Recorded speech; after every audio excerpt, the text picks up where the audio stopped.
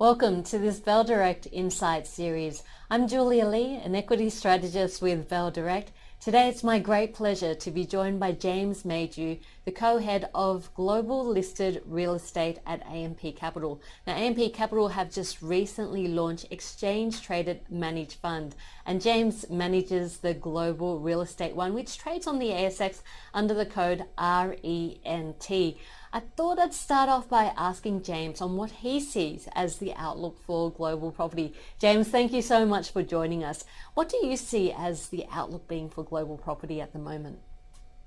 Global property is based on the global economy, basically, and it's in some shape and form a proxy for the bond market. So we're quite concerned that there's some volatility in the world, and as a consequence, we think that the returns for listed real estate and direct real estate will continue to be very well sought after by investors around the world.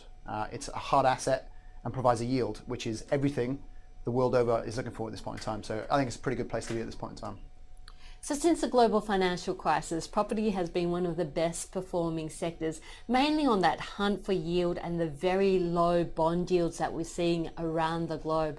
What do you think happens once we see interest rates around the globe rising? Yeah, it's a good point. I suppose first and foremost, we think yields are lower for longer, essentially. And what's happened in the UK with Brexit has put forward those potential rate rises in the US further back. So ultimately, we feel that we are in a lower for longer environment. But even if we're not, and the Fed does look to raise rates, what we will see is a commensurate rise in the rental values of these assets that we are invested in. The occupancy will continue to grow because the economy is growing. So as long as the interest rate rise is predicated on an improving economy, that's really good for real estate. If it's not, and it's there to just completely quash inflation, then that's when it's a negative. So we think rate rises for economic growth are positive for the asset class. And James, I wanted to ask you about country exposure because this particular exchange traded managed fund is unhedged, which means movements in currency are important as well. So where is your highest weighting in terms of where you hold property? Yeah, the biggest investment that we have is the United States. We feel the US has taken its medicine in terms of what the Fed has done and where the trajectory of the Fed from here. The economy is growing, and we've seen the jobs growth continue to improve ever since the financial crisis, which is driving occupancy in these buildings, it's driving the rents, and it's driving the demand for these real estate investments. So we've seen capital values continue to grow. We think we're still very much in the mid innings of the US real estate cycle, and that is a market that we're most focused on investing at this point in time. Okay, so you would have done quite well recently with the Aussie dollar dropping because most of those investments would have gone up in value simply due to the Aussie dollar dropping off. And I guess when we look at the real estate market, it moves in cycles like most things in life. So outside of interest rates, which we've already spoken about, what are some of the other drivers of the global real estate cycle? Well, real estate is essentially a proxy for the overall economy.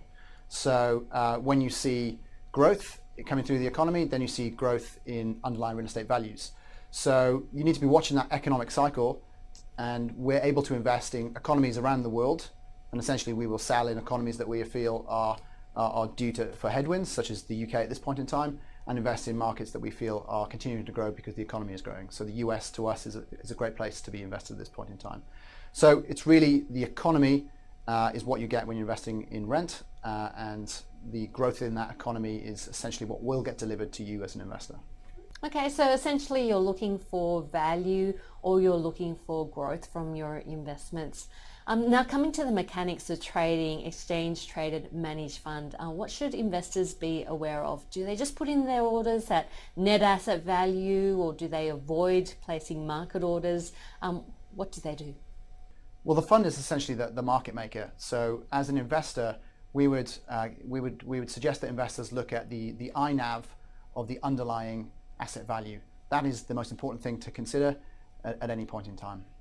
I guess one of the concerns of investors when trading exchange traded managed funds is how the share price on the ASX or the unit price on the ASX moves in line with the underlying asset, especially in times of great disturbances. So James, can you provide any insight into that? Well, we've seen a big market event already this year with Brexit, and what occurs in the pricing of the INAV reflects the movement in the underlying investments that we have, which are listed real estate assets around the world. You've heard of Westfield, you've heard of Stockland. Those are what we have in Australia, for example. But what we have around the world are US, Japanese, Hong Kong, European, all those types of stocks. But the important thing is they are listed and they will move with market volatility in the underlying stock markets that they are listed on. Thank you so much for a very interesting interview on the global property market. That was James Maydew, the co-head of Global Listed Real Estate at AMP Capital. Now, if you want to trade that particular exchange traded managed fund, the code is RENT, and you can trade it through your broker as you would trade any other share. Thank you so much for joining us. I'm Julia Lee from Bell Direct. Hope to see you next time.